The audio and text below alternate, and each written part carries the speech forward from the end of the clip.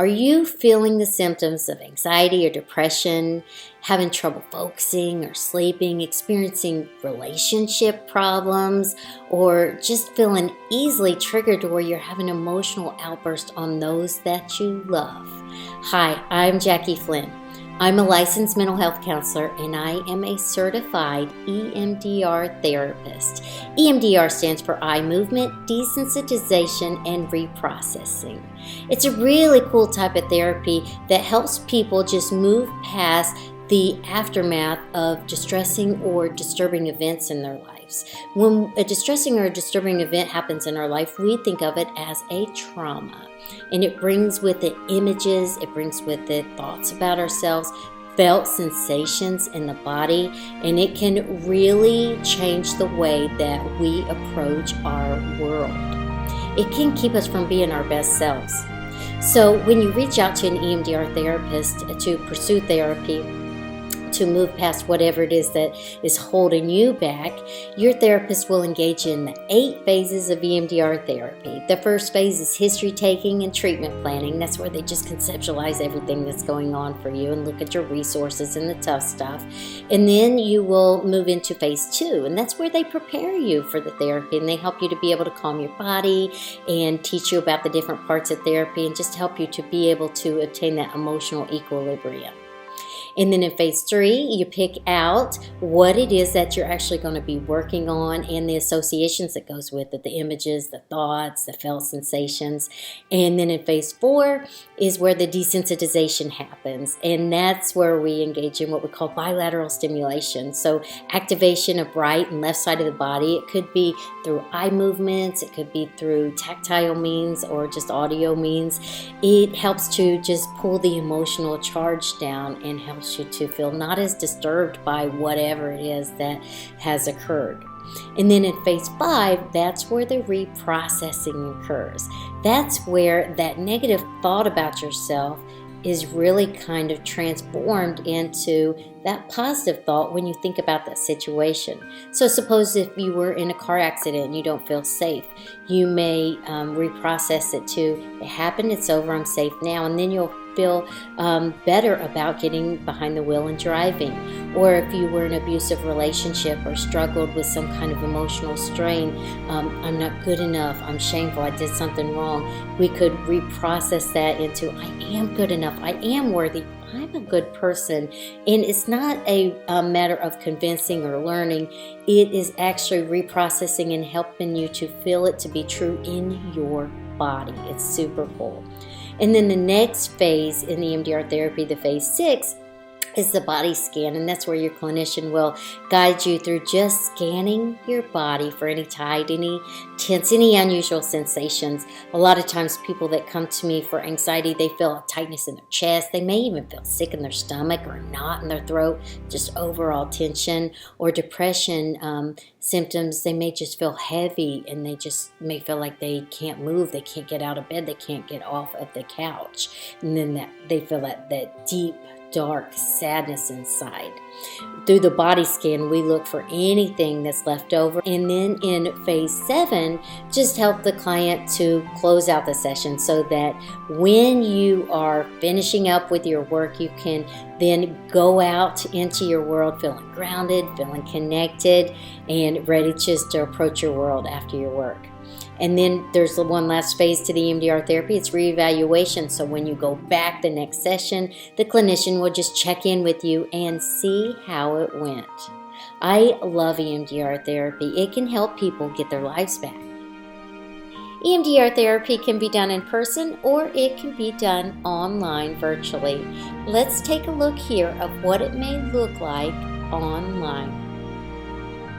So I was I think at the beginning of my career with the specialization that I have now, and there was a trainer and author who I really admired and I really respected her work, and I got the opportunity to be on a conference call with other professionals. We all share the same passion, and we got to ask this trainer some questions. And so I always get a little nervous about, probably as far back as I can remember about like standing up and asking the question. But in this situation, I asked a question and I felt like I was like kind of made fun of or shamed for asking the wrong question. And you know, the trainer was pretty blunt and direct and almost like, you know, laughing at me for asking that type of question. And so I hung up feeling like a sudden rush of anxiety after the call, um, Mm-hmm. and it was really hard for me. Mm-hmm. So I remember, you know, I remember the physical response I had in my body. I remember feeling like hot and flushed on my cheeks, and I remember leaving work. I was at my office when I was on the call, and I remember leaving work that day and like really stopping on my way home from work to kind of sit by the water at this spot I like to go to, and trying to kind of decompress and just sitting there like having kind of like really a body, you know, Mm-hmm. a bodily response with that anxiety, and having like a sense of like, wow, maybe I'm just not cut out for this work. Maybe I'm not good enough. Maybe I'm incompetent, or this isn't the right fit for me. It's that moment when I'm sitting by the water alone and just like feeling really the self-doubt and, you know, the deep kind of anxious feeling in my body, my heart palpitations, and my face feeling flushed and hot, and really having that sense of like, I'm not good enough for this. Mm-hmm. Now, when you think about that image of you sitting by the river and just having that visceral response and the I'm not good enough, 0 to 10, with 0 being not at all and 10 the most, how activated, how disturbing does that feel when you think about that now? I think right now it's probably a 7. Mm-hmm. Humiliation, Mm-hmm. embarrassment. Yeah, humiliation, embarrassment. Now, when you think of those things right now, what are you noticing in your body at this moment? Like my cheeks again feel red or hot. Mm-hmm. I feel it in my chest. Um, Taller posture. Now I want you to go back to the river. After the call, you went to the river and you were just kind of processing it all. When Mm. you think about that moment in time, 0 to 10, how disturbing does it feel at this moment?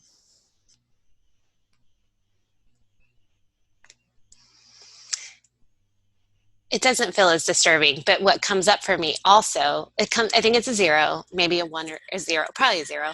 Um, but what comes up to me for me is almost like a visual of like, you know, coming back to your calm, coming back to your calm. Like there are lots of things that have happened in my life that have ruffled me for one reason or another. This is kind of just another thing that I was able to get through, right? So like that general, I don't know, like it's just another thing.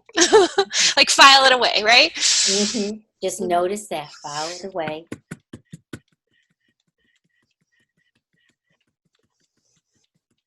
What's coming up for me is the future, and I'm thinking in my own mind, and it really just popped in organically, but like the next Zoom call I have to be on, or the next conference call I have to be on, will this work that we're doing right now impact that? You know, will I feel different? And I'm kind of as picturing how that might feel if I felt more confident, more calm, more like good enough. Mm-hmm. Imagine that, the next conference call.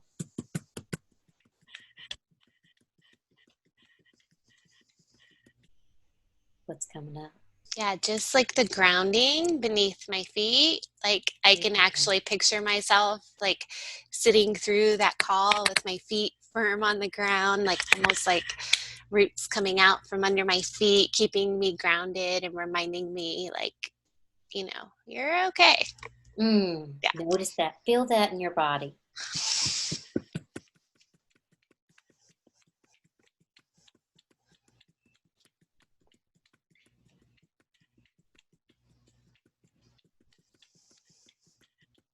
Let's go back to the river and thinking about sitting there after the call. Mm. Just bring that up. What image matches that right now?